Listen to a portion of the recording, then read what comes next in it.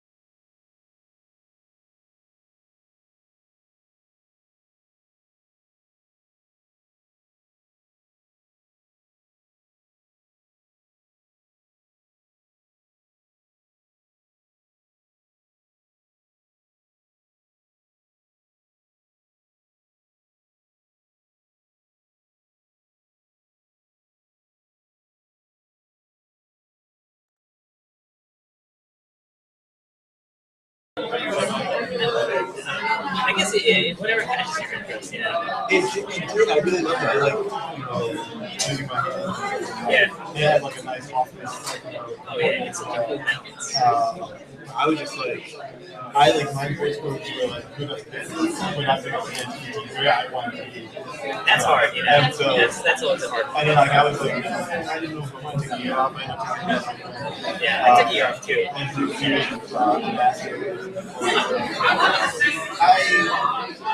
I probably. I mean, you're killing it now, man. Big time cardiology. You're killing it. You're not killing now. You're killing it. You're broadly killing it. It's like a show like we're trying to get our show on the road here. Hey guys, so who's doing Howard? Michael. Hi. No, Howard. Just Howard. She was Michael. So the microphones, they're not for like speakers in the room, so these are for like the live stream. Okay, yeah, sure. Like speak into them, or no, they should be good. That's just fine. is it like a webcast or something? Yeah, it's over time. Yeah. Okay, cool. So there's like a camera somewhere. We're doing it through a webcam. So. Okay. Yeah. It's kind of crazy. Kelly was trying to take a picture of me. But if you sit here, we'll be able to hear you. We can hear you. That's embarrassing. What's that? All right, so if we could all take our seats, I think we're going to get started. We're going to, if I can have your attention, please. Thank you. Hi. So I'm glad you had a good dinner. Sorry the weather didn't hold up so well today, but and your program has a few changes. First of all, the mediator is not Dr. Pesolano, it's me, and I'm Dr. Ponterio. I am a 1979 graduate of the biomed program here, and my first trip back. Thank you. I currently am what's called the designated institutional official of residency programs at Richmond University Medical Center on Staten Island, and I have been for the past 3 years. I also have my second job is being the program director of OBGYN at the same institution, and I've been in that position for the last 8 years. And I also have been in private practice, in an OBGYN private practice of my own, which I started right after I graduated my residency. So, and I'm celebrating my 30th year in private practice. Wow.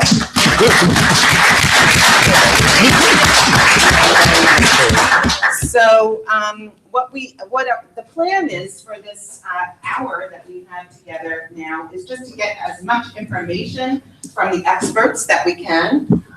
So if you do have any questions, it would probably be best to leave them to the end, or maybe even save them for the networking portion of the night afterwards, just so that we can allow these experts who have traveled to come here and as much time to speak as we can. Okay. There's a little bit of a change also in the order. So we're gonna start off with the second portion, which is New York City versus anywhere else. So these are presenters, I believe, who've trained outside of New York City and New York State. And so they're gonna tell us about the positives and pros and cons of doing that. So I'd like you first to just introduce yourselves and say what year you graduated from, and then you'll have the floor for about 15 minutes. So share amongst yourselves. Okay, thank you. Go for it. Hello, my name is Rick Gustav, Sophie Davis, class of 2006. Best and brightest. And currently doing emergency medicine in Baltimore. Say the rest of your training. Okay. After Sophie Davis, actually stayed in New York, went to downstate. Again, best and the brightest. I see some downstate people in the back. Went there for third year of med school, took a break to do an MPH at Columbia, came back, finished out in downstate in 2010, did Lincoln, went to Lincoln Hospital for ER residency, finished that in 2014, then went to Baltimore for a health policy fellowship in Baltimore, DC, for a year, and now this in 2 months being out of fellowship, working as an attending in Baltimore in the ER. I'm Howard. I'm Howard Julian, class of 2006. Rick was the president, student government. I was his deputy, if you will. So we're back. It's nice to be back. I finished in 2006, went to Albany Med, took a year off between my 2 years at Albany Med to do a master's in public health up at Harvard in Boston. Then came back, finished 2009 at Albany, then went to Columbia for residency, internal medicine residency, internship residency. Then went to Thomas Jefferson University Hospital in Philly for general cardiology fellowship. Now I'm back at Columbia doing an advanced cardiac imaging year, nuclear cardiology. Hi, I'm Shaman Dar. I graduated from Sophie Davis in 2010. Then I went. There's the president right there. Then I went to Stony Brook for medical school. I actually did a year of research at NYU in the head and neck surgery department, and then I am currently doing my residency in ear, nose, and throat surgery at SUNY Upstate in Syracuse. I'm a third-year resident there. So still in the mid part of my surgical training there. So could you speak to a little bit about how you decided, being New Yorkers, how did you decide whether or not you wanted to stay in New York for your training or leave? I guess no. So I think that location-wise, in terms of determining where you want to go for residency, I think is also determined on what specialty you decide to do and the competitiveness of it. I applied, when I was applying for residency, I applied to actually every single ENT program in the country because it's right now probably the most competitive specialty in medicine in general. So, even though I did research and, all these things, my initial goal was to be an ENT, and where I would do my training was really important, but I think geographic location was kind of a secondary concern. I think once you start going to all these interviews, and you're in a particular specialty, I think that you spend a lot of time with your co-residents, and they're kind of your support network, they're your social group, specifically in surgery. So I think that once I started visiting different places, what kind of left me not was like, oh, I really enjoyed that city. I was like, oh, I really enjoyed this group of people, and these are going to be my brothers and sisters for the next 5 years. And so that kind of was really important to me. So geographic location, I think it's really important, and I think you want to have fun outside of work, and I do miss being able to walk down the street and go to the Met and do something cultural, but now I can walk down the street and go to Dinosaur Barbecue. So that's something a little different. So, I guess there'll probably be more specific questions about that. But for me, I think I was lucky that I matched in New York State, and I live, Syracuse is only 3.5 hours from here. So it's not that far away. And I used to go to the city a lot as an intern, but, I don't think I was too far away in general. So I don't know. I think I come at it from a different perspective from, the other two guys, but I'll let them, elaborate. I would say that the opportunity to train outside of the city is a tremendous one. And the prospect, and it was first put on my radar actually by Sophie Davis and by matching to Albany Med. And I would say it was something that I mentally wasn't prepared for when it first came to me. But I came to appreciate the opportunity of being in Albany for medical school and learning and kind of stepping outside of the New York City cocoon. And I think that really allows you to grow as a person when you're here and you're in Sophie Davis, it feels like high school plus to a large degree. And your parents are here, your family is here, everybody is like on top of you, and there's a lot of pressure, there's a lot of expectations.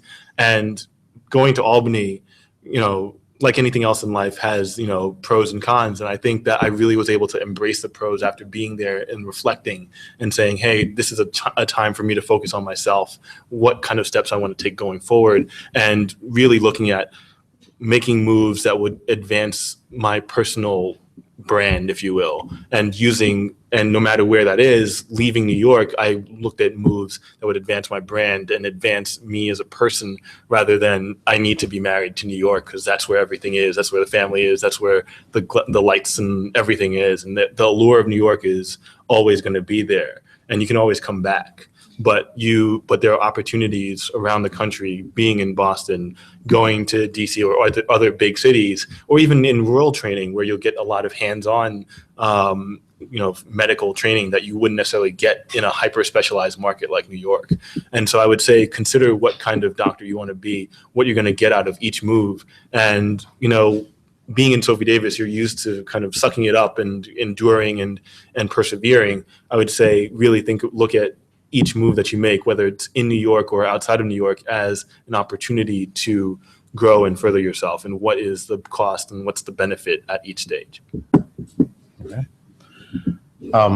Similarly to previous two people who spoke, I initially had decided to move outside of New York for the opportunity. For what I wanted to do, but that had initially taken me out of New York, was a health policy fellowship that was available in 5 places in the country, at least for ER.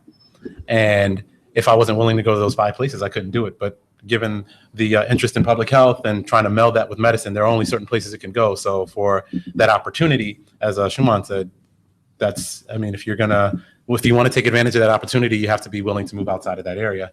In that time, yes, definitely being away from family, friends, you definitely learn a lot about yourself, which definitely does advance you as a person.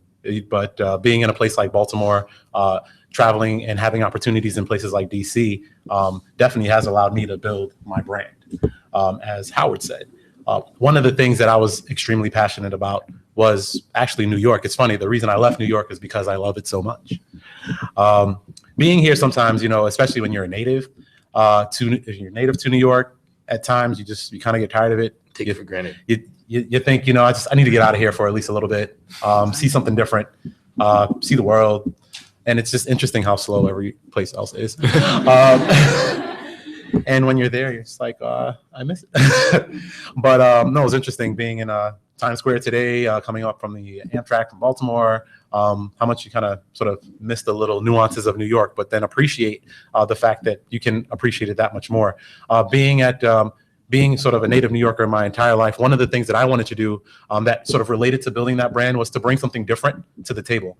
You notice that when you're in a place and you're there for a while, you learn how to do things in that way. If you're working at Lincoln Hospital, you learn to do things the Lincoln way. If you're, basically a sort of a native of the Bronx, there's a Bronx way of doing things. There's a Brooklyn way of doing things, an attitude that you have. But when you move outside of places, you see how people do things differently, how they do things, how you may do things better, how they may do things better. And if you're looking to build the place that you come from, you can bring some of those things back. That really was my intent in trying to go out of New York, and I felt that it was very successful. There are a lot of things that I've seen, both administratively, both in the clinical setting, and both personally, that I've had the benefit of growing from, and hopefully bringing to when I do plan to come back in about a year or two. What about the practice opportunities outside, New York versus outside of New York? So once you do complete your residency or your fellowship, did you find any difference in terms of the practice opportunities? I think all of us are still in training and kind of making our way expanding into the practice sphere. But, it's well known that you will be underpaid in New York. I mean, it's just like, that's not even like a question. And you'll see your friends like that you meet in residency and other places, and they'll say, oh man, I just really just want to, I've been going through this so long. It's like the South is calling. I can have all this space. I can have a house. I can have a yard for my kids that don't exist yet. I can have all these things. And and it's tempting. But you have to weigh that with what kind of practice you want to have. Do you want to, serve the community that you grew up in, serve people that look like you? Do you want to serve, the underserved, which is the Sophie Davis mission in whatever capacity that is? Do you, want your patients to add variety and spice to your life, or do you just kind of want that check and that comfortable life and that comfortable house, which is nothing wrong with, but it's there is going to be an inflection point at some point in your career where you say, hey, what are my priorities? And on multiple fronts, you'll have to say, what do I want my life? What do I want my practice? What do I want the time I spend outside of life to look like? Am I interested in hiking and outdoors and exploring that kind of stuff? Then New York isn't going to offer that kind of stuff to you. Do you have to be able, do I want to try and build up, my interests in tech, or do I want to build up, or have more yard space? Whatever it is, you have to figure out what your priorities are and have the job that is aligned with that and have goal congruence. What about when you went to the interview in terms of the other residents or the other fellows in training? How much of an influence did that have on on your decision? The residents or fellows you met on your interview? I would say definitely, even if you don't plan on leaving New York, I would say interview all across the country. It's literally like being at the buffet and like sampling different things, and there'll be parts of the country that you're like, wow, I'll never live here. You'll be like, there's no chance. Like, I went to a place down south for a cardiology interview that will remain nameless because I think this was recorded. And breakfast was grits and chicken and gravy, and people were smoking everywhere, and I was just like, no, I can't. I understand why this is a high volume cardiac center, and I am not going to be on the cath table at the end of my 3 years here. It's one of those things where you learn so much from the people that you see on the trail, because you'll see the same people over and over again, especially as you get more and more specialized or higher and higher up. Like, you'll see the same people, like, oh, I saw you back in Chicago, and you said that you wanted to stay there. Why are you in San Francisco? Oh yeah, the story changes, But people will, and you'll learn, people will do anything and tell you anything on the interview trail. We have about 2 minutes, so any questions from the audience? No. I have a question. So you mentioned that you went to every, you applied to every I applied ENT to everyone. because there aren't that Yeah. many, and it's so competitive. How many fellowships and residencies did you apply to? I think I applied to 30 internal medicine residencies. I knew I wanted to be in an academic institution, like the biggest name I could find, because I had a feeling I wanted to do cardiology. And so I know cardiology is competitive. So I was thinking 3 years ahead. So I just applied to all the top academic places and then kind of let the chips fall where they may. And then cardiology expectedly was competitive and hard. And I think I applied to even more. And Dr. Gustav, about how many did you apply to? So in terms of residency, I applied to about maybe 12 or 13. A lot of them actually for residency, at least, happen to be in the New York area, just based on what it is that I wanted to do. In wanting to do ER, you want to go to a place with lots of trauma and drama. That's New York. I think any academic center that you train in New York City will have all of those things. And coming out of that environment, you can take that and pretty much go anywhere.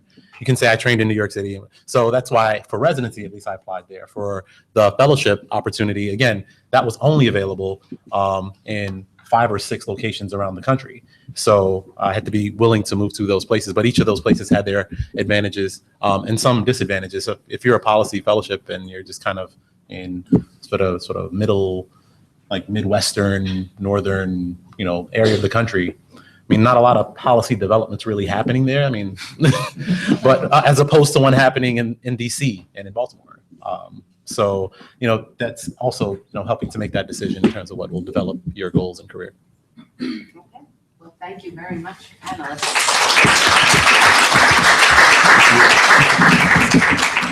Okay, so I think we're going to go back to session 1, which is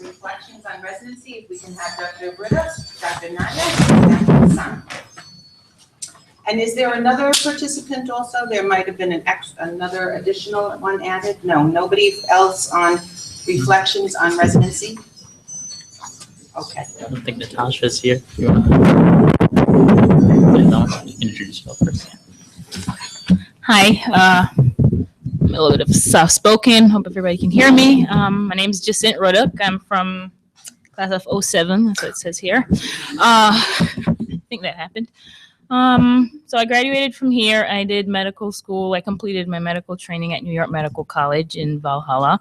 And from there, I actually started out an internal medicine residency at St. Vincent's Hospital in Manhattan. But unfortunately, I was one of the last intern classes to train there because they closed shortly after we opened. We started, and I completed my residency at Jacobi Medical Center in the Bronx. After residency, I did a chief resident year that was focused on outpatient primary care at Jacobi. And after that, I transitioned to our community sister hospital, North Central Bronx, where I'm currently working as a primary care attending. I serve as an assistant professor of medicine at Albert Einstein College of Medicine. And I'm also the associate program director for the internal medicine program that's linked with our facility. And as we talk about bringing something different to the table, I'm also a flight surgeon in training with the United States Air Force Medical Corps. Not much going on. So not quite as accomplished as Jacinth here. My name is Zubair Hassan. I graduated in 2010. I went to Dartmouth for medical school, graduated there in 2012, and I did an internal medicine residency at North Shore LIJ, and I'm currently a chief medicine resident there. I'm applying for pulmonary critical care fellowship right now, actually. That's it. So maybe you could just tell us a little bit. I guess you both served as chief residents. You are serving as chief resident. Yeah. You have served as chief resident. Could you tell us a little bit about the selection process, maybe in your residency, and whether it was kind of how it happened exactly that you became chief resident? How was the selection process conducted? Well, actually, as it turned out for me, I was serving in a chief role that was fairly new. So there had only been one primary care chief before me. And that was a role that we created because at this particular institution, there was a great volume of need for sort of direct teaching in the primary care setting, the outpatient clinics. The learning experience is similar but different in terms of internal medicine in primary care versus your internist who's working as a hospitalist. So the selection process was geared towards someone who really wanted the job because, as you may discover as time goes by, clinic is sometimes considered a little bit of a chore in internal medicine residencies. And so the person who wants to be in clinic more really needs to want to be in clinic more. And so part of the selection process was sort of gearing it towards those kinds of people. And I had already previously shown a deep interest in that. And I think that opportunity came at a time where I was sort of prepared for it. And I was already being thought of as someone who could fill that role. So when I approached and said, oh, I'm interested, it was a lot easier versus, sort of no one knows who you are and suddenly you want to be a chief resident. So I think in terms of my selection process, maybe a little different from what your experience was. Yeah. So there's there's 5 chiefs in our program. We're fairly large. We cover 2 hospitals. So we don't differentiate between the outpatient and inpatient roles. The way we got selected was there's a nomination process from the current first and second years essentially, and based on that voting, the program director and the associate program directors got together and spoke to different faculty and came upon a list of candidates whom they approached, and you either said yes, I want it or not. That's pretty much it. And 5 of us accepted. What are your duties as a chief resident? How are your duties different from your other fellow? First of all, the chief resident in your residencies, was that an additional year? Yes. For both of you. And So both of you completed your residency and then chose to stay on for an additional year. right. So it's specialty dependent was, how the chief year is. I know in OB-GYN, for example, the 5th year residents are typically the chiefs, and in surgery, I think as well. Generally, for medicine, it's an extra year. Our role, and Jacinth can speak to it more, is mostly administrative, but also academic. We help set the curriculum outside of what the residents are seeing on the floor. So that means setting up conferences, journal clubs, academic days, encouraging research. We help the residents in that way. And then also the administrative stuff, scheduling, issues that may come up in terms of just work, life issues, or sometimes life coaches as well. Residents will come to us with issues that they're having in their personal and work life. So it's a little varied. Yeah, I mean, I agree. It was essentially, primarily administrative role, because the big part of it is learning how to do scheduling, conferences, teaching. In my role, I did a lot of teaching with the interns because that was my primary job, but I also saw patients, which is something a little different from most chief years, where I actually functioned as an attending with my own outpatient panel and also did teaching with the interns. It's a lot of administrative stuff, and depending on where you work, you might have more help, less help there. For example, in my program, the chiefs do a lot of administrative things versus when I was a chief, we had a lot more help, secretarial, in terms of, typing up things, printing things.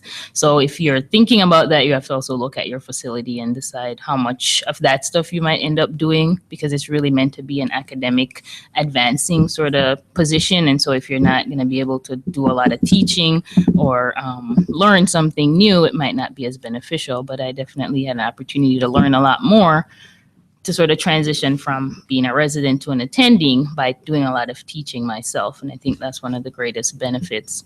And the administrative stuff is, I think, important because you get to kind of get a behind the scenes glance at how a lot of programs at how programs run. And when you're a resident outside of that role, it's sometimes not clear how complicated it is to make a decision about whether or not, you can make the schedule change. I want to fly to Florida to see my, husband or my boyfriend, or somebody's getting married. And you think, oh, this chief's just being a pain in the butt. They won't let me go. It's not that. And it's not really that. It's usually a very complex process, and you learn to appreciate it. And even now as a program director, it still feels sort of like a glorified chief because you still have to deal with a lot of those issues and help guide the current chief residents.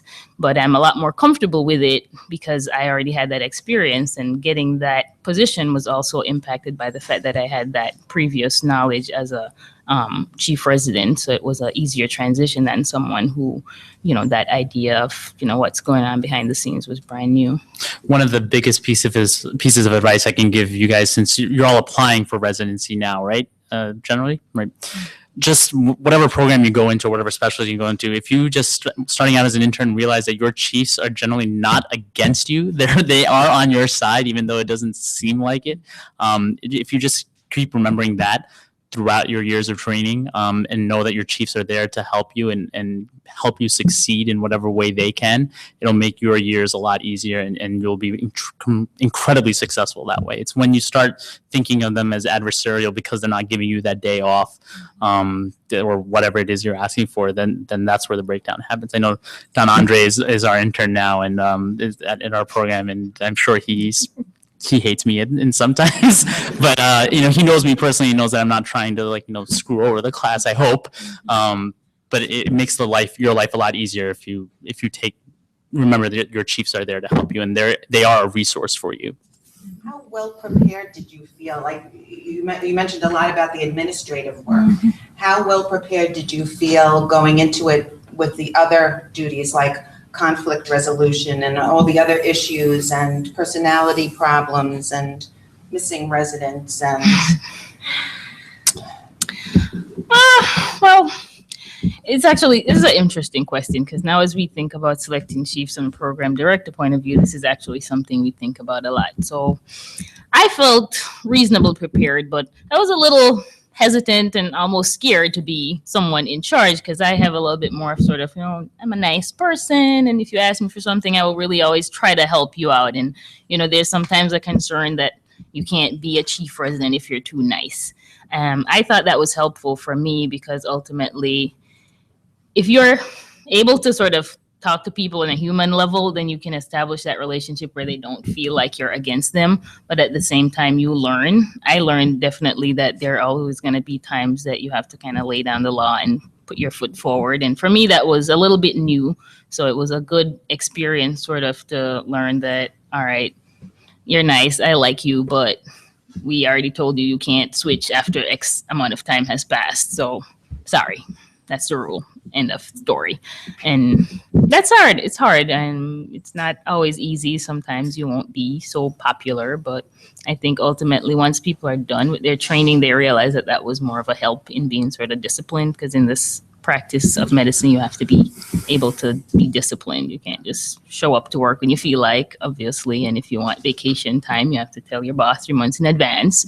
So that's something that you have to condition yourself to be able to do as a resident. And as a chief, I think you have to be prepared to put the, gavel down sometimes. And you have to know whether or not that's something that's going to cause a lot of, cognitive dissonance for you with your personality, or if it's something you're already very comfortable with.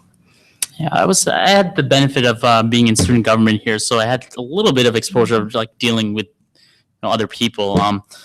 But this year is totally different. I mean, I'm known as the hammer amongst the five of us, which if you know me, just does not apply at all. So we are way too nice, but it's besides the point.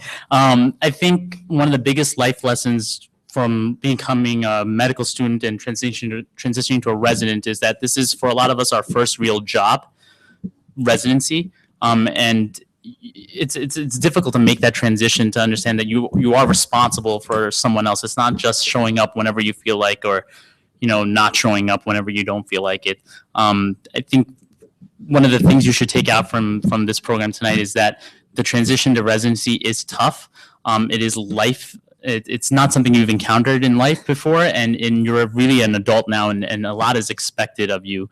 In terms of being an adult, forget the medical stuff. You have to grow as a person, and I'm not quite sure how to make that transition easier, other than knowing that you have real responsibilities aside from your patients now. And I'm still learning. I'm only like 4 months into this job as this chief now, and we're still learning how to help our interns understand that there are a different set of expectations that come with being a resident and having a real job.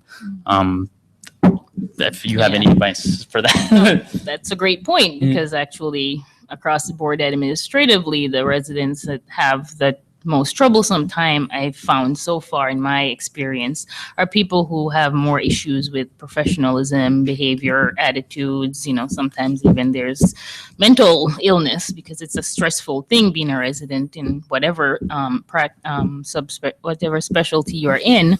It can be pretty stressful, and some people get burnt out. And it's really important to actually think about who you are as a person, as a professional, because a lot of times the learning curve is always going to be steep for everybody as an intern. So focusing too much on, okay, do I know how to do this in terms of blood draw, what medicine to give, how do I manage the patient?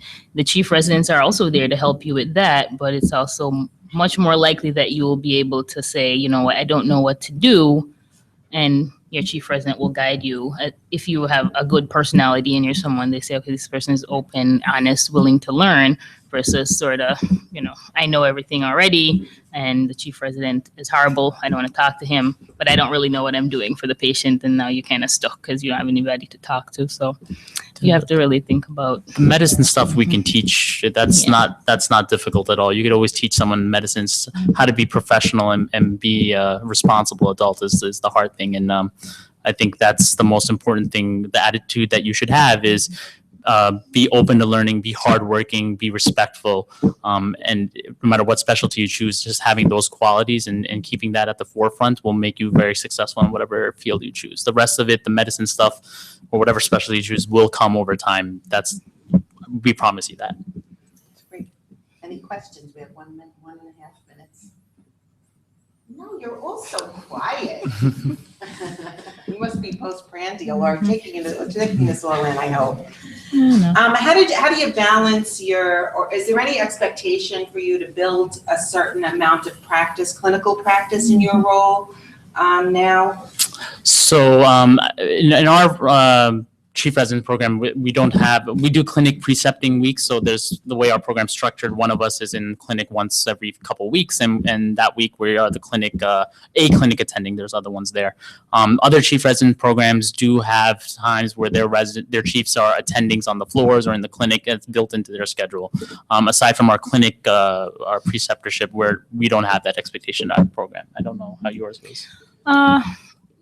In our program, I think there was a certain level of, for the chiefs that were primarily inpatient, you were expected to cover the floors independently for X number of months. And as a primary care chief, I had to do some inpatient coverage as well as continue to have my own panel to supplement and supervise the residents. And in different practices, that changes. Actually, in our program, we have both PGY3 and PGY4 chiefs. So the roles are very different. The PGY3 chiefs focus a lot more on some of the administrative stuff, while the PGY4s get a chance to do more teaching. Thank you very much. Thank you.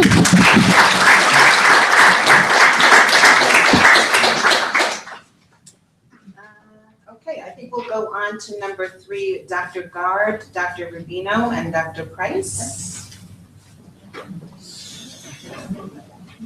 Who's the person? Sabrina Gard? Sabrina Gard. She's next door. Oh, okay, so should we break or should we go to the next? Maybe go to the next, well, depending on who the next one is. Ayini, Freemer, and Baume. Say one more time. Ayini, Freemer, and Baume. Yeah, Marina. Atanubi, Ayini, Marina, Freemer, and Krishna. That's for fellowship? Tubi, no, she's not here. And Candace is here, so. Candace is here, yay, Candace is here. So yeah, we should go to that. How about that? We can go to that one. Yes. Okay, great. Okay, yay. No problem. Okay, moving on, we're going to, is a fellowship right for you? So how you can prepare for fellowship, and maybe you can give some of your war stories, or how you best prepared during your residency to get a fellowship and where you applied and things like that. And if you could first introduce yourself. Hi, my name is Candace Reese. I'm class of 2008. I went to New York Medical College for my residency in psychiatry. I graduated in 2012. I can't remember. It doesn't matter. No, dates don't matter anymore. I finished my residency at New York Medical College for psychiatry, and then I decided to do a fellowship in psychosomatics or consultation liaison psychiatry. The way that it worked out, I literally walked into the fellowship office and asked if I could stay to do a fellowship, and they said yes. So that's what I did. So now I'm about to graduate in December because I am an off-cycle student looking to become an attending in Massachusetts. Hi everyone, I'm Marina Fremer. I graduated here in 2005. I went to Stony Brook, and then I did my OBGYN residency at Albert Einstein in the Bronx. I was, I guess, much more interested in the GYN aspect in general, but wanted to pursue a fellowship in GYN oncology. I never not liked obstetrics, but I think I always kind of geared towards gynecologic surgery. And so I stayed on to do fellowship. I think fellowship came a little bit harder. I did apply all over the country. There's only 40 plus spots in the country. And so in the application process, you do have to go outside of New York. Unfortunately, I was not interested in going outside of New York, but I was lucky enough to be able to stay where I was. So I completed my fellowship, and I'm 1 year out as an attending. All right. Hello, everyone. My name is Krishna Baume. I am a family medicine graduate. I graduated Sophie Davis in 2008 no, 2009, excuse me, and then downstate in 2011. I did a year of surgery in my life, which was like a detour, but a very valuable life skill. Then at Mount Sinai, they recently started a family medicine residency, so I was the first person in that class, so in that group. So I graduated this past June. And currently, I'm in what's called the occupational and environmental medicine residency. You can treat it like a fellowship, but it's also a residency. For those who don't know, because I know a lot of my peers as physicians don't know what OCMED is, it's a branch of preventative medicine, which to kind of think of it, it's population health. We don't look kind of at the individual, we look at the group setting.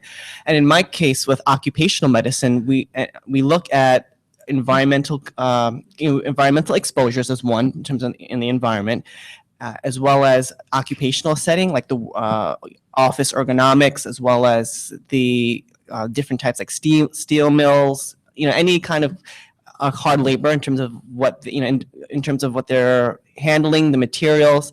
So it's a very different field. It basically, in a nutshell, it looks at health and external factors that kind of play a role. For me, with linking OCMED and family medicine, it's as I mentioned before, it's even though I'm considering like a fellowship, it is a residency. It's 2 years. It involves some clinic. I actually have to go back to school to get my master's of public health, so it's kind of interesting. I'm like learning biostats again, so type 1 and type 2 errors. So I know you guys had that. So and it's interesting seeing that after being a clinician for some time. And in addition, I'm doing some research. And then on top of that, not to forget my family medicine, I'm also doing some urgent care on the side. So, I mean, just kind of sum it up quickly. For me, usually with fellowship, it's usually related to kind of your profession as a specialty. In my case, it's completely different. And usually also people pick a fellowship because of something of like a passion. For me, I really picked it more for a career, furthering my career, making me more kind of different candidate in the work field. Because one of the things you kind of learn as you're going through residency, aside from learning medicine, is that there's a business aspect to medicine. And you'll realize is that you'll be one day applying for jobs and looking for contracts and making sure about malpractice. So these are things just to kind of keep a heads up. So there are some fellowships that are part of ACGME and they're ACGME approved fellowships. And then there are others that are not, that are unique either to the institution or the area or the school that you get the fellowship in. So could you talk a little bit about that? And did that make a difference in terms of the fellowship that you chose, that it was ACGME approved, or you just went with whatever your interest was? I just went with what my interest was. I wanted to do. Yours ACGME? Yes, ACGME. Mm-hmm. So I have to take another board, which is annoying, but I just took my boards for psychiatry a couple of weeks ago, and next year I have to take my boards for psychosomatic. So I don't. Do you guys have boards for? Ahmed, yeah. Okay. Yeah, you're not alone with it. I take a board too. But the reason why I chose my specialty is, like you were saying, it makes you more marketable.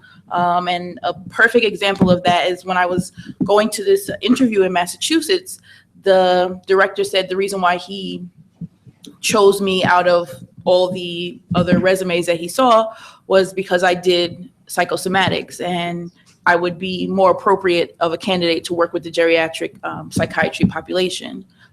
With psychosomatics, you're able to stay closer to medicine. When you're in psychiatry, you, I don't know if in some of your hospitals, like Jacinth was saying, it's like no man's land, like where? I've never been behind those closed doors before, and I don't like being behind closed doors. I like walking around. I like meeting people. I like staying close to, if I need to read like some neuroradiology, I can go down to the radiology room and I know those guys.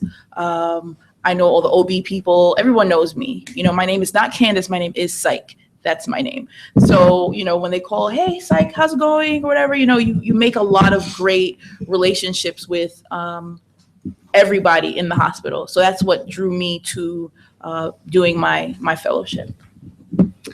So I think that in OBGYN, most of the fellowships are ACGME. I believe family planning is not. You can fix Yeah, MFM just became ACGME, but family planning is not yet. Right, urogynecology just became, but urogynecology is actually part of Female pelvic the, medicine. yeah, and so it's part of rehabilitation. ABEM. I'm not very well versed, but I know that GYN oncology is definitely part of. It has been for many years, yeah. right? So I think that it's really, me choosing my fellowship was really important to be able to, if I was to spend 3 years doing something, I wanted to be able to be boarded in it. So I think that for me, I felt that it was important, whether it's what kind of board certification, I'm not sure if that really matters. Once you know what you want to do, you kind of fall into that category.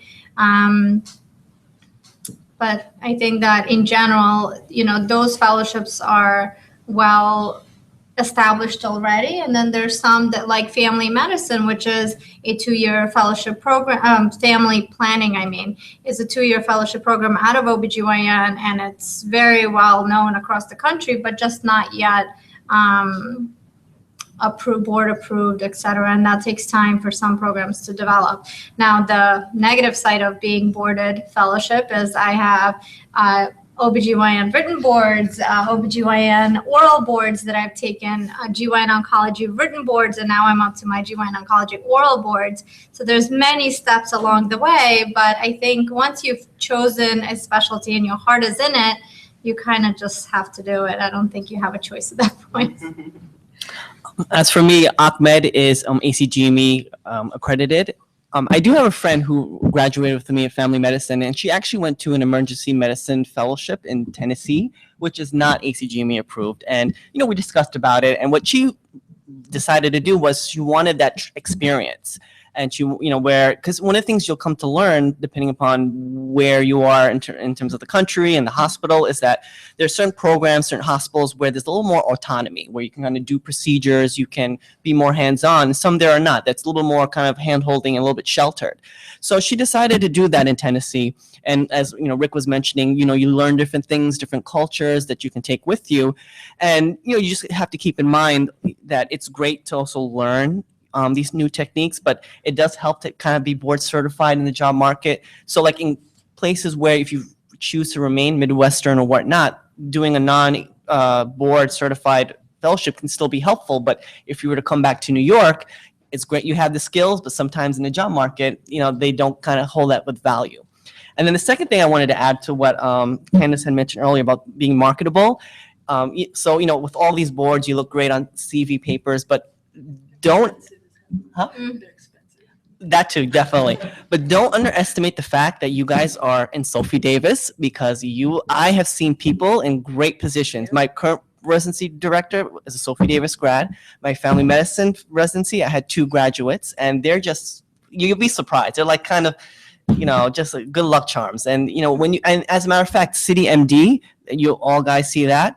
Some of the people who are on the top tier of that organization are Sophie Davis grads. So just keep that in mind. So don't underestimate Sophie Davis. One of the Sophie Davis grads always have a heart, place in their heart for an applicant. Yeah. Sophie Davis. I know I do. I look very carefully to see if I have any Sophie Davis applicants in my program. So, and I'm sure the other graduates feel the same way.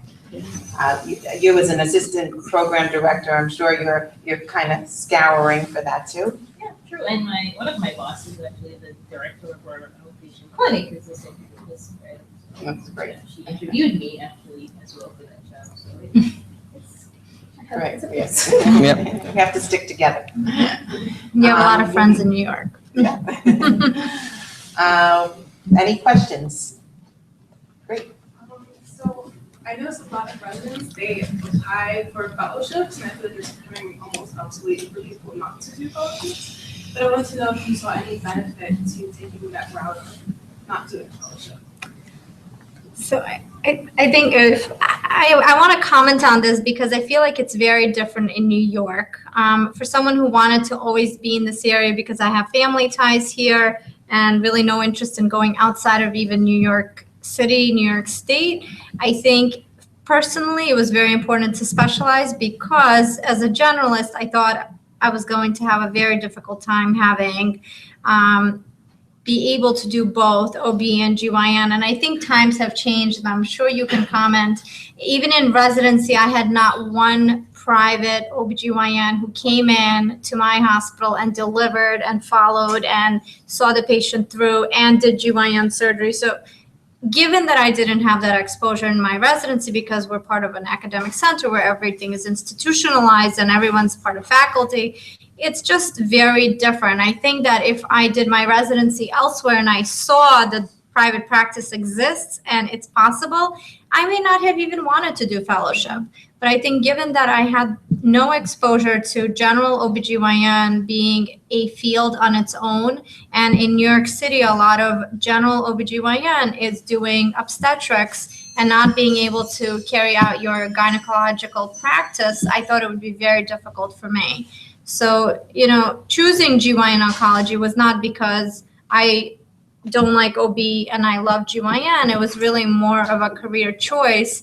Where I am right now, I thought it would be very difficult to do everything I wanted to do as a generalist. And it'll also make a difference where you apply. So for example, it's going to be different if you do your residency at Albert Einstein College of Medicine or Montefiore in a big hospital with a large population of faculty doctors as opposed to private doctors.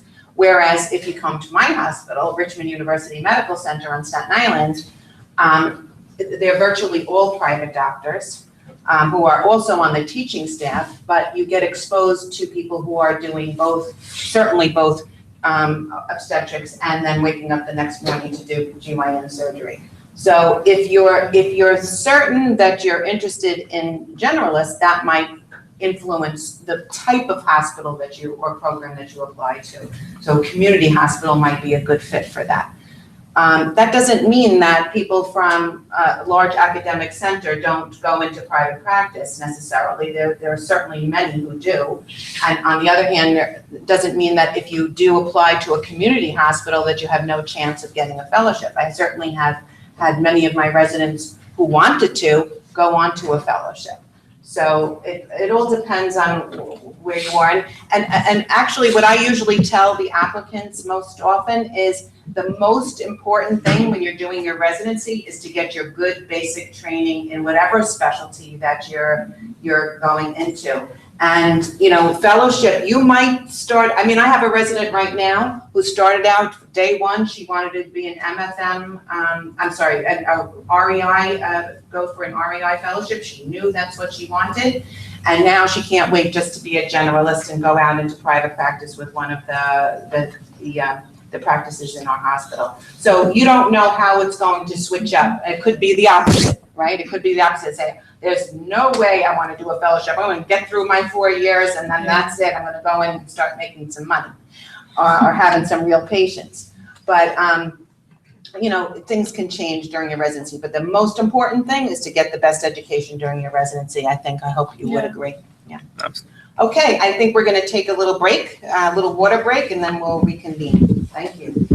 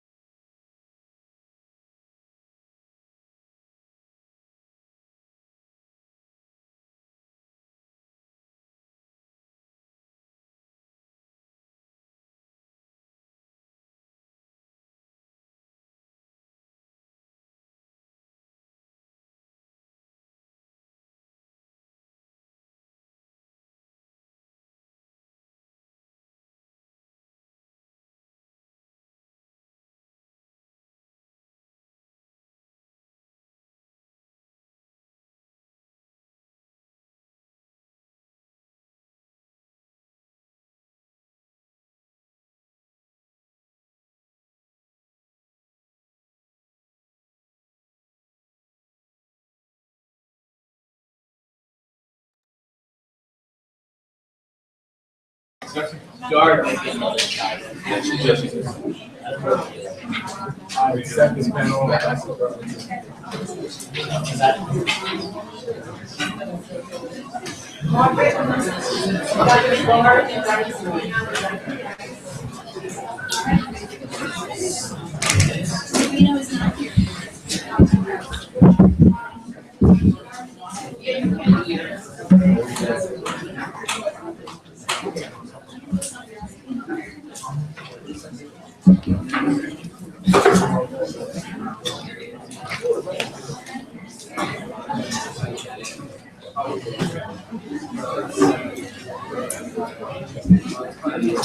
Okay, by myself.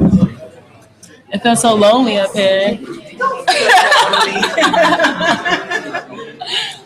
I've been all to myself. You can talk a lot.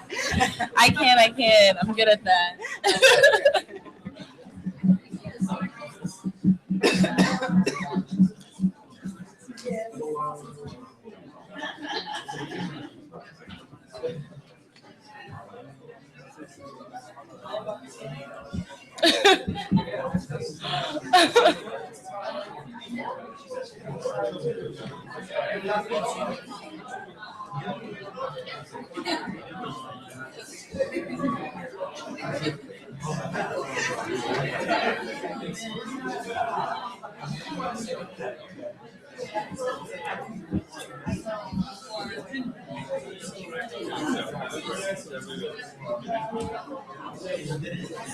In the panel?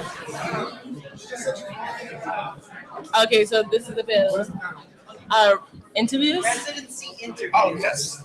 Dominate. You can handle that? Don't be so eager. I love that shit. I love talking about myself. That's tough. Oh, you know, That's you stuff. missed my last panel. What's your name? I'm sorry. Dr. Nick. You missed my last panel. I told them that. And where are you now, Nick? I'm doing radiology at Mount Sinai, but right now I'm doing prelim at Staten Island. I told them how I had a bunch of people at downstate, and everyone's like, you're not supposed to tell people that. Staten Island University? Yes. Oh, okay. I'm at Richmond. Oh, yes. The competition. The competition. I'm there a year.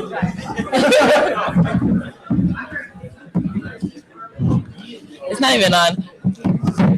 No, in the what's it called? The thing they posted on Facebook. It's like, come hear Dr. Teresa's life. I was just like, I saw it. I'm just like, is this something bigger than I was I was like, Teresa's giving this like, really nice speech. And I then was like, I hope not. I don't know. I spent 5 years with Teresa's life. Like, I kind of know what the last 5 years, you know. I was like, I hope not, because I'm like, you're gonna be late. Session, which is all about residency interviews. So this should be interesting. Travel and interview strategies, stories, field questions, maybe some of the interview questions that you got asked on your interview. How many interviews did you go on? How did you decide? Things like that. So if you could just introduce yourself first, and then we go from there. Ladies first. Okay. Hi, everyone. I'm Patrice. I graduated Sophie very, very recently, so class of 2013. Right.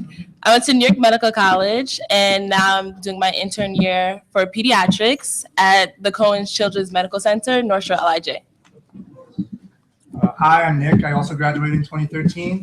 I'm currently doing my prelim medicine year at Staten Island University Hospital, and then next year I'll be doing radiology at Mount Sinai.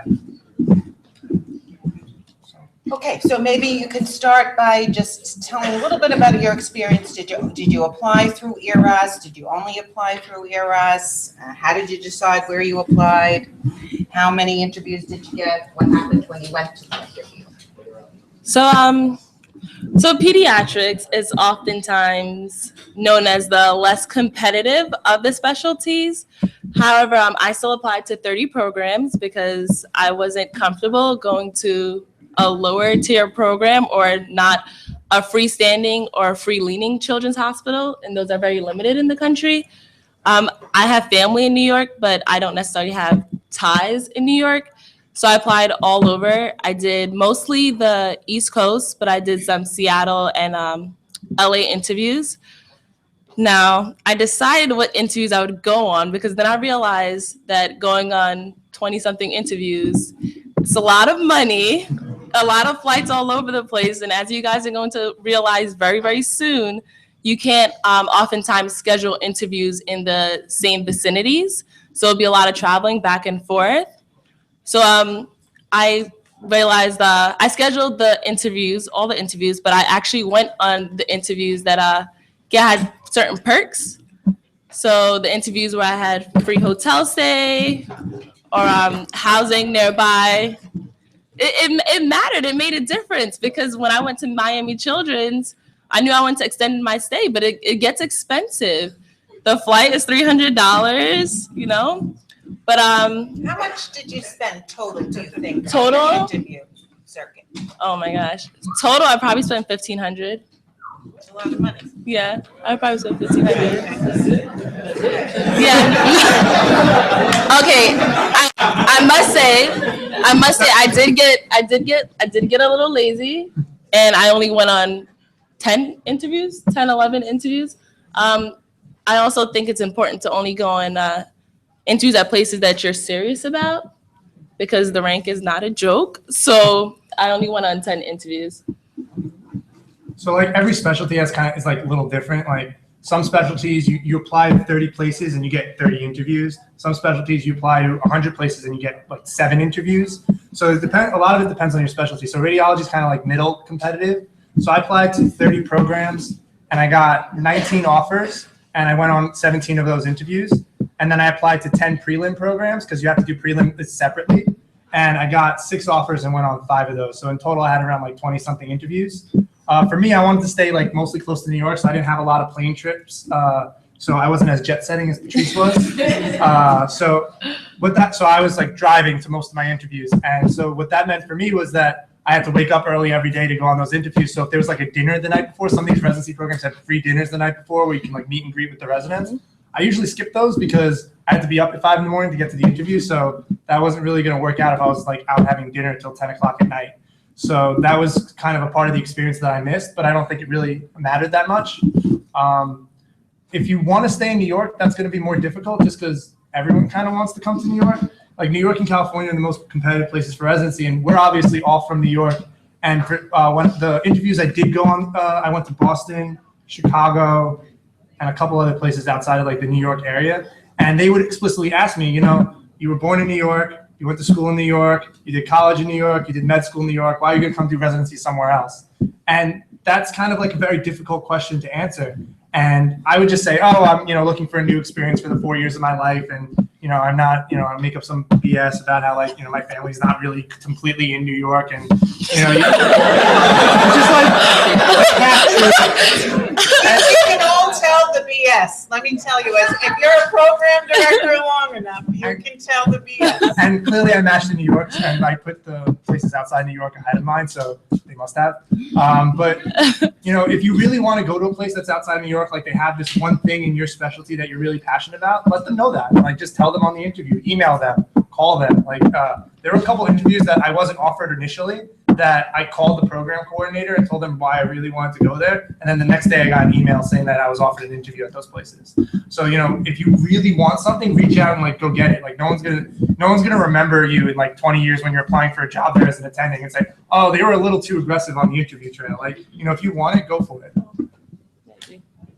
We have a new board member here, so can you just introduce yourself? I'm Sabrina. I am Sophie Davis class of 2010, finished at NYU and now at Columbia Presbyterian for my internal medicine residency. I guess we're talking about interview trail and all of that good stuff. I think my approach was, I knew I wanted to limit myself to some extent to the Northeast mostly. So I wasn't applying at places, in Florida. I wasn't applying in Middle America. I wasn't applying in the South. And I told myself that if I was going to go to any program at all outside of sort of the tri-state area or sort of Northeast kind of corridor, it would be UCSF and only UCSF. So that's the only program that I applied to outside of here. so I guess I did the approach where, I listed all the programs that I, felt like I definitely, I researched the programs, found the programs that I thought matched my personality or what I wanted to do. I wanted to do primary care medicine and sort of wanted to go to a program that kind of honed that, but I ended up at Columbia Presbyterian.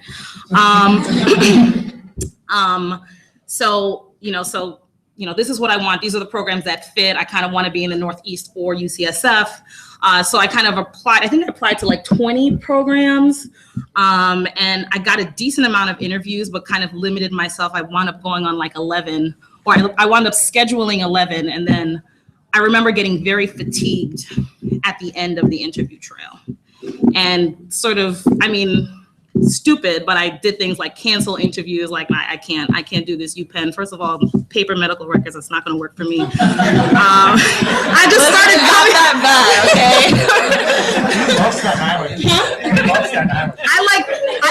coming my brain started coming up with all of these reasons why I couldn't interview at some of these places anymore. Like, you've been to enough interviews, like it's fine.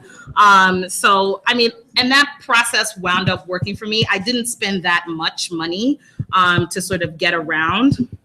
I do remember going broke in Boston though, like the first one of the first go rounds, and then I got a credit card, so that didn't happen again. But yeah, I think so that was kind of my approach, sort of figure out where I belonged and then try to only apply to programs that fit, and then schedule early the programs that I definitely wanted to be in, and some other programs sort of in between. And then I just started canceling things. So that was a little bit about your strategy and how you decided where you were going to apply, how many places and what location. Can you tell us a little bit about your interview days, or maybe your most memorable interview day? I can tell you one of the most memorable ones was the one that I hated the most. And that was at Johns Hopkins. And it was only because I accidentally applied to the wrong program. So, I wanted to do internal medicine. I really wanted to focus on primary care. That was great. But they had this sort of social medicine program. And that's when I was just like, oh, that's great. Urban underserved. I love it. But I think when I applied, I did not apply to that program. It was just the general categorical program. And I remember being there and I felt different from the other interviewees. And I thought that the questions that the interviewers were asking me, it didn't meld, it didn't fit. And it wasn't until after the interview day, the end, the dinner, that they're just and I was asking about this program. They're like, oh no, that interview day was was 2 days ago. This is not actually that. And I was just okay, well, that makes sense, because it doesn't feel like I fit here. And I was too hot for myself, and I really thought I could say things like that. But that was the most memorable one. People it just seemed very aggressive. And I knew that the personality just didn't fit. And that's why I wouldn't fit into that program. And I wasn't going, despite the name, I wasn't going to try to force myself to fit into it or to make them like me, because if I wound up there, I would have been upset. And then probably the best interviews were at the two places that I was really struggling to sort of figure out. And it really had a lot to do with the residents that I met. So I think very strongly that where you, the place kind of picks you in a way. Even though it's a match process, where you fit, you'll figure it out. I thought my personality meshed very well with the two programs that I was really grappling with. I thought I could hang out with them. I felt like I could work with them and be happy. And that's what made it memorable. And that's what made me think that that's where I belonged. And the other programs, that I either didn't rank or ranked lower than that, it didn't have that same kind of pull. So I didn't gravitate towards it in any way. My worst interview was probably actually at Mount Sinai. I didn't feel like I meshed very well with my interviewer. He kind of interviewed me and he didn't bring me back to his office. He interviewed me in the middle of where the public was drinking coffee, and it was a very bizarre interview, and I didn't feel like it went over well, and I was very concerned because Mount Sinai was one of the places I really wanted to go to. It was one of the better radiology programs in the city, and I kind of knew I kind of mostly wanted to stay, so I was really upset actually that didn't go very well. And so what I did was you can apply for second looks. You can ask to go for a second look. So that's what I did. I went on a second look, and I essentially re-interviewed, and I got to meet I got to interview with the program director, who I didn't meet the first time around, and I got to spend some time in the department getting to know people. And by going on a second look, it shows that you're interested in a place. Like, you don't have to go on second looks. Like, all the programs will tell, like, some programs will kind of say, oh, if you're really interested, you should come back for a second look. And other programs will be like, look, you really don't need to come here for a second look. It's okay. And actually, Mount Sinai was more like that, where they're like, you really don't need to come here. But it was more for me to think that, like, you know, the fact that they let me come back, that the program director, like, there was like a really bad snowstorm that day, and the program director had to drive back to Connecticut. But she stayed and waited until, like, you know, I got to meet her, and she got to re-interview me, and then, you know, to meet that. And then the chief resident of the program actually sat down and, like, went over my list with me for, like, all the different programs. So that was, like, a really great, that was probably my best experience, was when I went back to that program to, like, take a second look at it.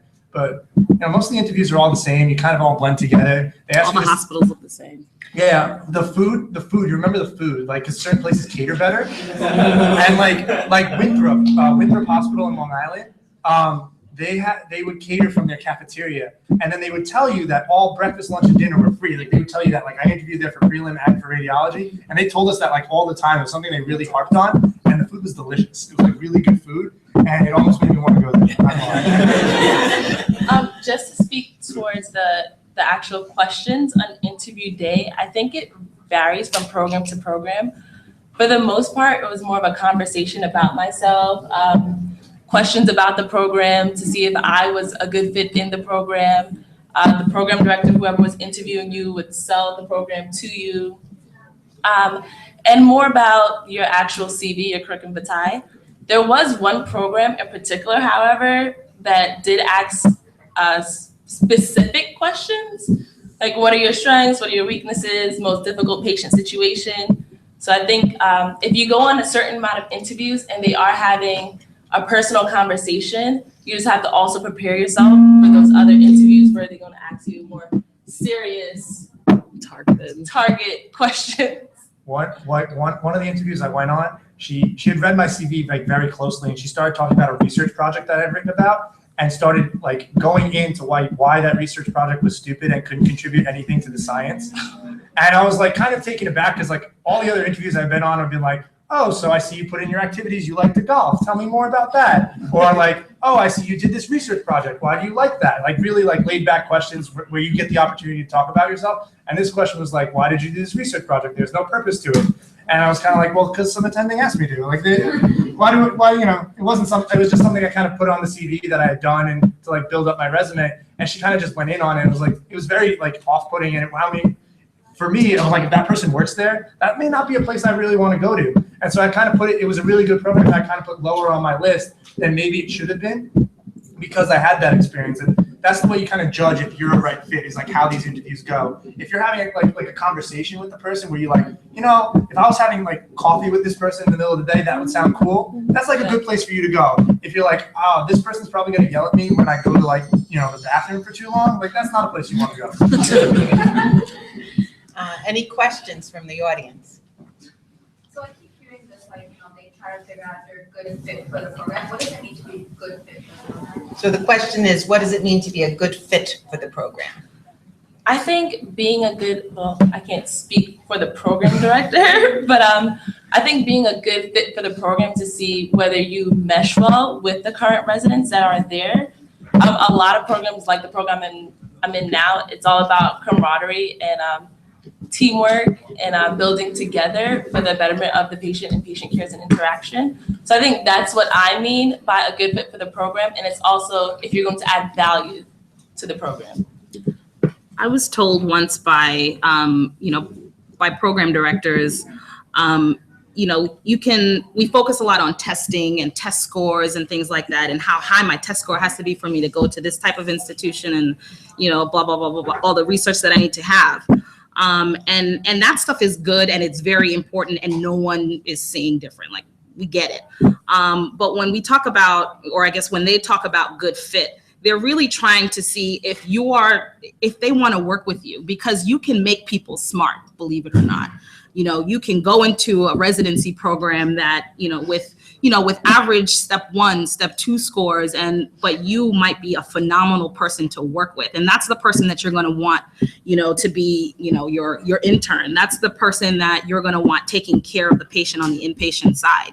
If you are super smart and like you can't like hold eye contact, like it's really awkward to have a conversation with you and you just don't fit, like it's like I don't see how this working relationship, like this is just not gonna work, boo. It's kind of like one of those things. It's like you're like going on a speed date with this residency program. That's a great analogy. Yeah, and you need to see like, you're smart, but like, I wouldn't want to work with you. And there are and I know plenty of people now that I work with, I'm just like, no, I wouldn't. So there you can understand where first impressions are, of course, very important. And it's in the first moments that the program director is going to decide, yeah or no. This is not It's going to be really, so, and where does the interview start? You all know this, right? Is right by the residency coordinator's office, right? Whose door is always open and who always has the program director's ear, right? So please remember that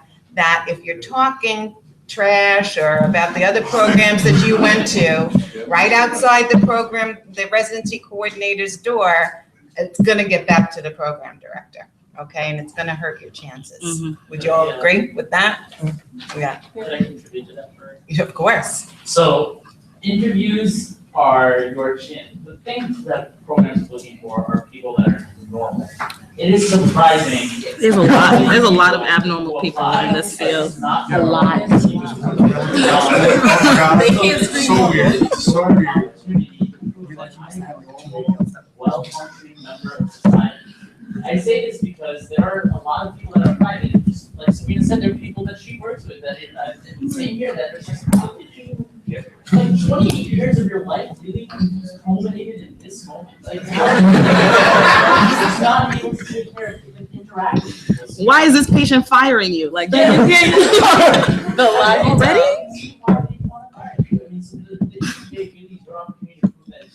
Get along with people, you're a nice person, you're easy to work with. There are people that would email our program coordinator without even saying hello. When is my interview? Like that is just not a socially acceptable way to interact with someone. If you get along with residency, the way you interact with everyone in the program is a reflection on you as a candidate. So keep that in mind as you're going throughout this process. That be respectful in order for people to respect you as a person. That's really a key part of the interview process. Thank you. It's very important that 10 minutes that you have on an interview day or the 20 minutes. And also to feel that you're a good fit. Good fit will be obvious to you when you go on, I think when you go on your interviews. Because when you meet the residents, you're going to say like, are these people that I want to sleep with, be with all day? I don't mean. This is a different talk. Well, in OBGYN, we're always in our pajamas in OBGYN, but you know what I mean. Do you want to spend day in and day out with these residents? So try to keep that in your mind, and you'll know what good fit means. I hope that you find out what good fit means. Okay, thank you very much. So I think we're going to go to our last panel, which is Dr. Marquis, Dr. Marsh, Dr. Anandan, and Dr. Morales. Yes? No? Maybe so?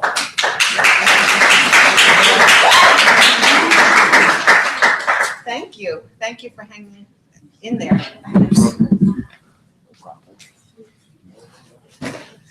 Okay, so we've made it now to life as an attending, right? So these guys are the big guys, right?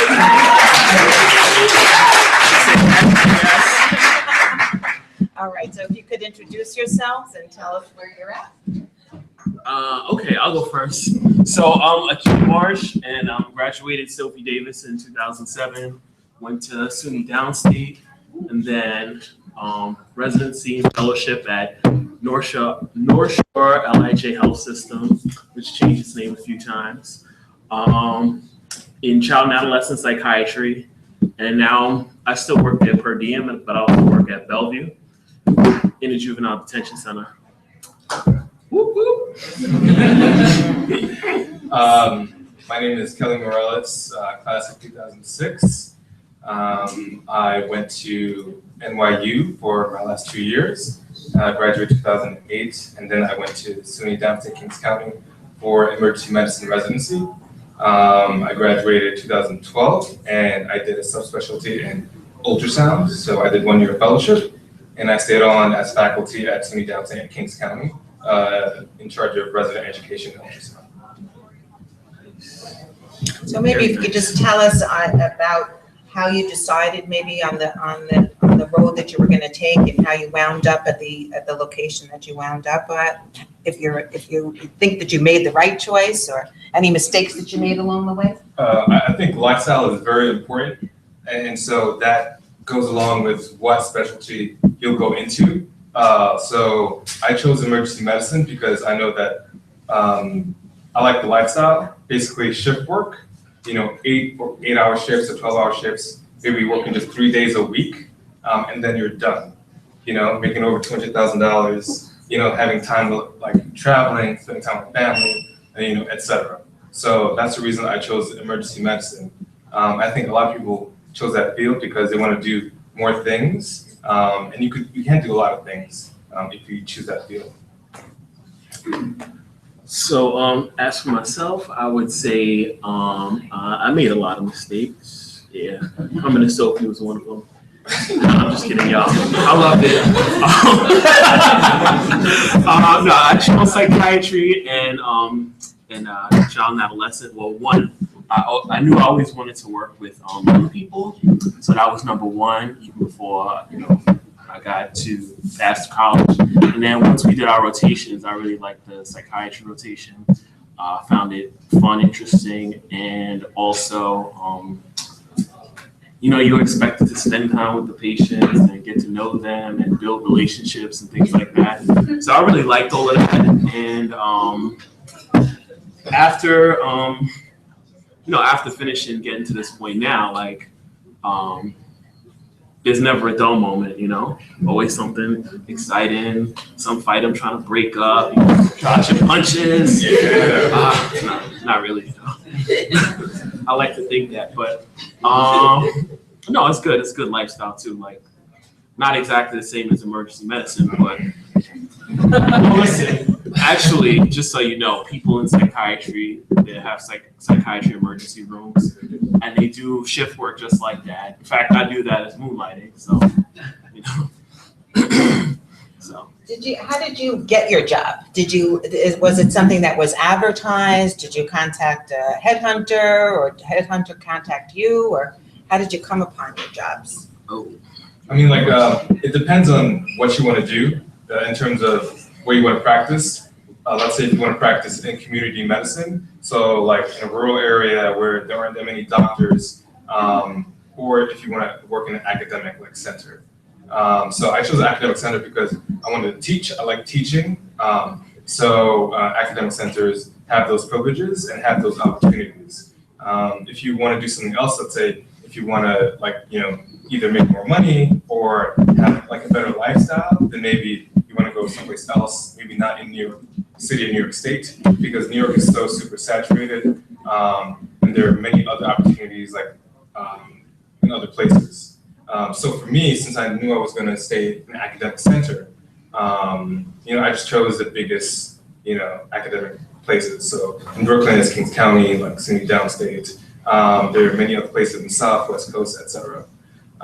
So if you don't want to do that, then there are many areas or places to go, and you can either do locums, which is pretty much where you get paid for your shift and then you're gone. You just have a contract with a separate company, and so they pay your malpractice, they can pay for your lodging, and it could be in many places, let's say New Hampshire, or the dirty South, or places where you won't think there are people, and they'll pay you to go because there's a need for you to go there, and so they'll pay you a lot of money to do that. So it's so a lot of people do that because one, they're not tied down to a certain area, and they could do whatever they want. I know one of my attendings who did locums and basically worked for about 10 days, and then for the rest of the month, did a trip in Europe for 2.5 weeks or so.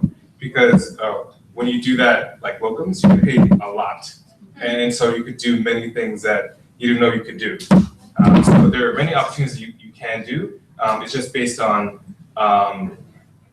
which residency you go to, because the residency will help you find a job. And also if you like to do, that temporary type of work, there are opportunities to do that as well. Could you speak a little bit about your contract or contract negotiations, or did you do it yourself? Did you hire a lawyer? I did it myself. I actually do some locums work. We're here in Brooklyn. So pretty much locums is the hospital that you don't work primarily full time. So my contract was basically through a agency, and I looked at the paperwork, and I pretty much, had other peers who did it as well. And so they recommended it, and they thought it was a good agency. Some agencies will try to do some undercutting, maybe have like a percentage that they take out that you don't know about if you don't read the fine print. So you have to be careful about that. But I pretty much did everything myself. And it's a learning process, and especially through Sophie Davis, it's hard because everything is a roadmap, like when you begin, starting from high school all the way through, clinical rotations, and then finishing up med school and then doing residency. Everything's like charted. You're gonna do this, this. And then as soon as you finish residency, you're done, like you're all on your own. Through that process, you pretty much, no one tells you oh, you should be thinking about this, you should be thinking about that, because most of everything is thought for you. So when you're done, you're kind of in limbo at some point. Nobody tells you about, when you start residency, intern year, and you have that day of orientation with all those benefits and retirement and stuff like that. You think that's the worst day, of the whole entire orientation. That's the most important day that there is, because no one tells you about retirement. Yes. No one tells you about savings. No one tells you about, I want to buy a house in a couple of years. Because doctors, it's hard to tell you this, but doctors are very bad with financial planning. So that's the truth, man. Financial planning is very, very important for your future. But at your stage, especially when you choose a specialty, you're not really thinking about that. So you definitely have to, think about that in the actuality, because it's gonna bite you in the butt if you don't. So speaking a little bit about contracts, I think it's sort of definitely to be taken seriously, because whatever, it's a big deal. And when you first come out of residency, if you're looking at major academic centers, you don't really have too much leeway, but with every single contract, there's always something that could be negotiated. A big conglomerate hospital may not offer much, but some might. So actually, I know in my specialty in psychiatry at North Shore LIJ, they actually do offer negotiations, at least on the salary for certain things. So that's a good thing. Bellevue, not so much, but I was able to negotiate some other things, like the days that I work and whatever. So there's always some point of negotiating. So it's definitely don't just, when they hand you a contract, just sign your life away. Whatever. There's always something. It may not be very much, because you're just starting out, but once you get a little more in your career and have more experience, you will have some leverage. And even when you get experience, you may even people might be seeking you out.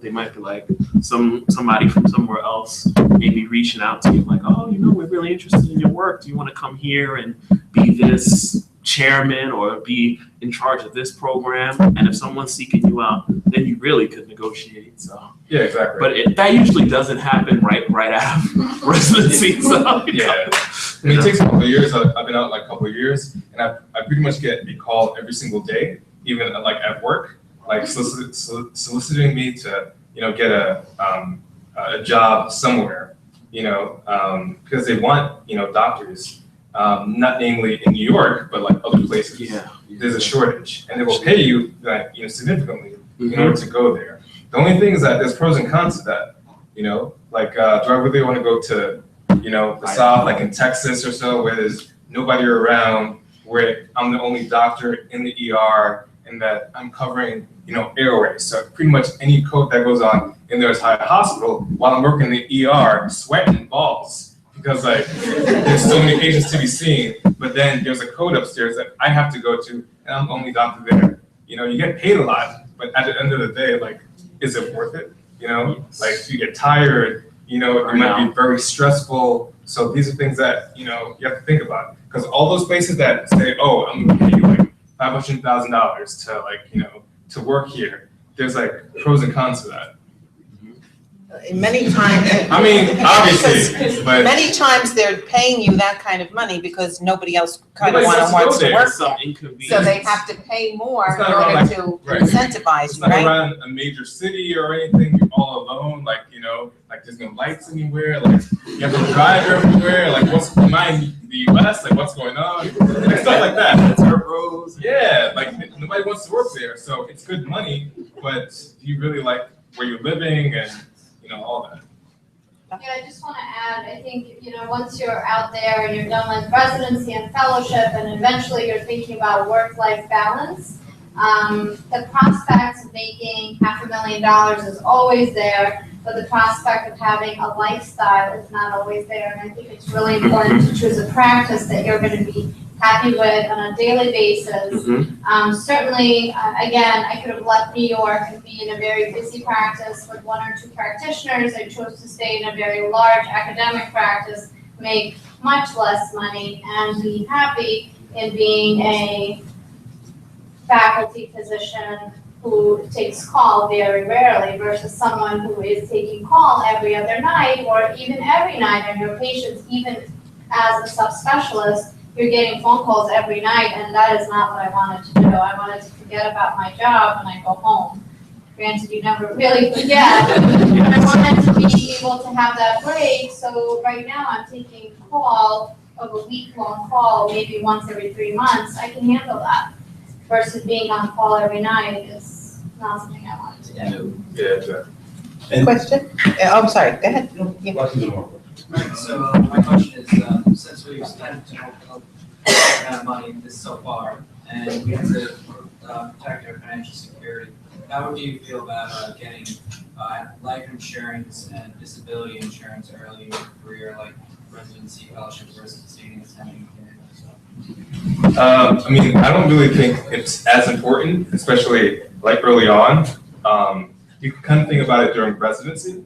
Obviously, if you have a family, then things are different because like you guys we're all young, but we do start to think about families, especially like during residency, which can happen. So I thought about all those things pretty much at the end of my residency, basically my 4th year, where the first thing I got was disability insurance, and then 2 years later I got life insurance. So those things to think about, but it's not really important very early on. I think at the end of the residency and going forward, I think it is important, but not so much early on. When you're a resident, you actually have disability insurance in your contract. So sometimes it's a good idea even to look into whether or not you can continue that same policy, because actually in disability insurance, the younger you are, the less, well, most insurances, it's the same thing. The younger you are, the cheaper it is, right? And the things that you should look for in a disability policy would be obviously, the deductible or the length of time that you have to be disabled before you qualify to get the disability payments, plus the fact that it should be if you can get it in your same specialty. So that if I'm an OB/GYN and I can't use my hands to deliver a baby or do surgery, then I would get my disability, as opposed to them saying, no, well, you could be a you could work as a psychiatrist and not, not operate. So same specialty is important with disability insurance. And so you need retirement funds, like you should plan on retirement stuff. So when you're an intern, start saving money in whatever retirement plan, whether it's like $20 a paycheck, just contribute to that. That's gonna go a long way for the rest of your life. I just had a quick comment about contracts. I think there was a elucidation to the fact that there are people you can pay to review your contract for you, to put it, basically in human terms. Because reading the lingo can be difficult. I remember reviewing my own contract and feeling really confident about it. Yeah, good.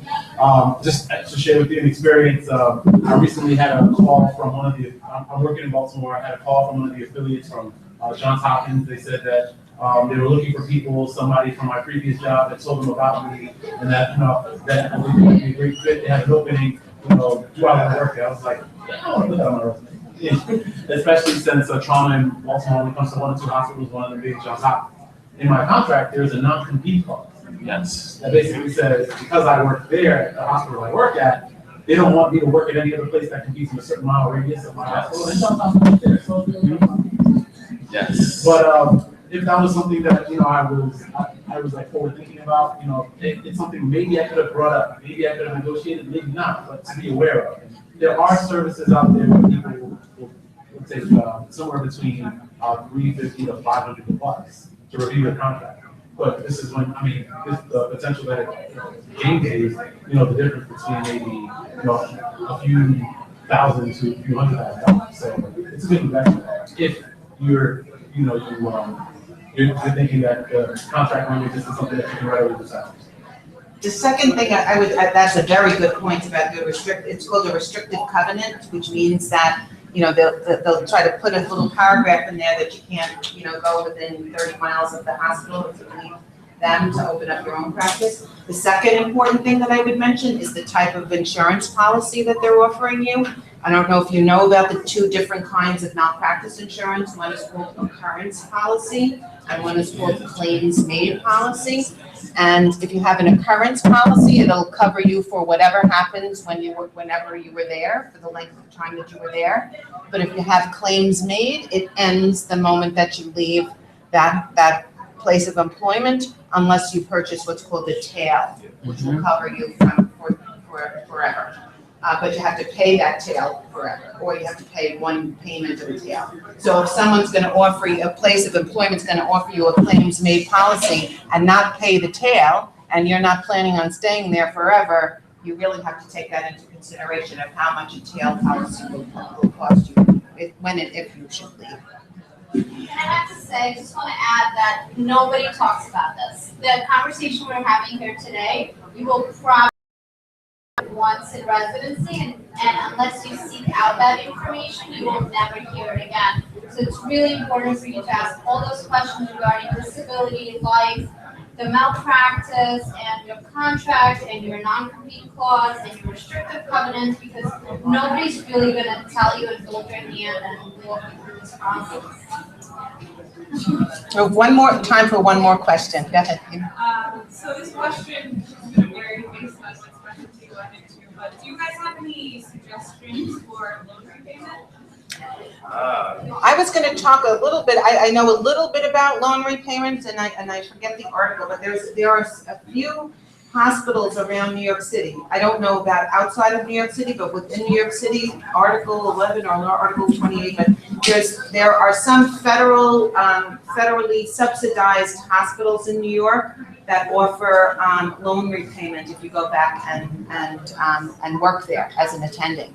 So you can look up those places. I know NYU Lutheran is one of them. There's a clinic on Staten Island called Port Richmond Clinic. That's one of them. There's several around the city in lower income, underrepresented areas. And you can get a substantial amount of your loan repaid in a couple of years if you give them a couple of years. And if you're really interested in practicing, a lot of them apply to primary care, so internal medicine, psychiatry, pediatrics, things like that, we do general beforehand. I got the national service for students who service for repayment. So that's how it's a commitment. It's a 3-year commitment to work as a primary care doctor in a position sure anywhere in the United States is my government responsibility. But they will pay. I think when you apply like in your fourth year of medical school, and like you tally up all of your loans, and they pretty much pay you throughout residency. So they give you a lump sum, intern year, second year, third year, and then for a fourth year that you pay directly to Sally Mae or whoever is taking care of your loans. And that's the student service but you do have that service commitment. So it really depends on, I mean, you have to say, this is my commitment, I know I'm gonna be working primary care, because if you don't do it, it's like you're paying all of that money back, and then on top of that, it's like something. Go ahead. Yeah, it's a great question, because I think it's something you're trying to about early in the world. A lot of us get so caught up in residency and fellowship, you kind of just keep deferring your loans. If you have some money, it's probably better to start paying that back as soon as possible. And I was kind of think that so like I needed the military to let me know pay that. So that's not an option. It's obviously a commitment. If that's something that works for you, it's actually pretty good for trying to get into it before you graduate. So then you get into the time payback is more.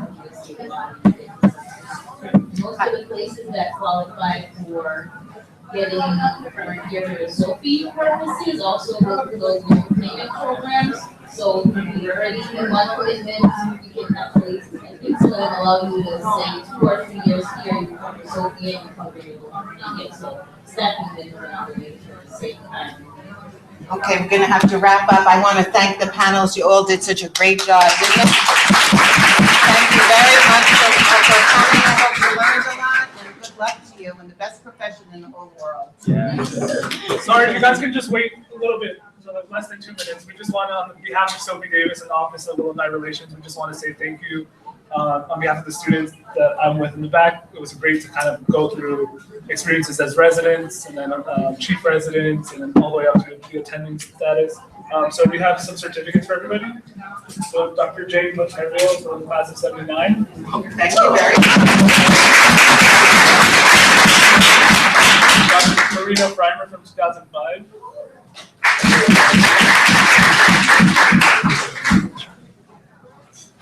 Dr. Rick Gustav from 2006.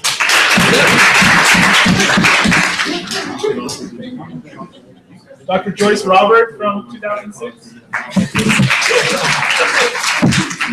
Dr. Howard Julian from 2006. I have to leave early. Accepting on behalf of Dr. Julian. Yes. Dr. Kelly Morales. Yes, sir. Thank you. Dr. Jacqueline Rudolph.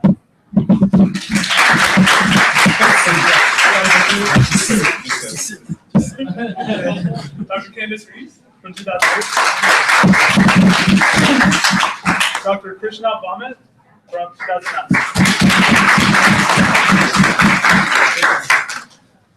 Dr. Shuman Dar from 2010. Dr. Sabrina Gar from 2010.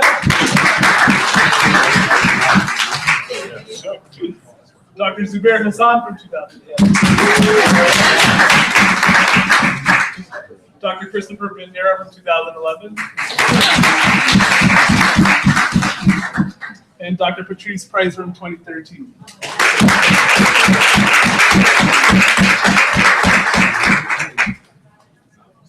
Thank you, everybody. Thank you and good night. That's it.